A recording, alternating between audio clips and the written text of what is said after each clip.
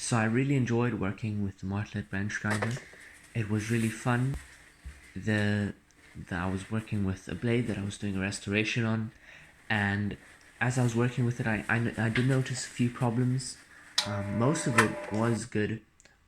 It took off enough of the top so that I could clean off the blade nicely, make it really pretty, make it really shiny.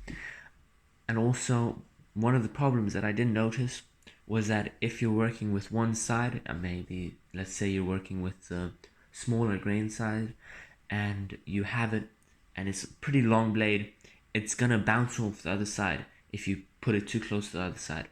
I did try to rectify this by turning it around, but that did not work.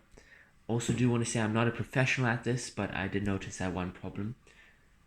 Yes, so altogether, I really enjoyed working with this tool, and I hope you have the same experience as I did.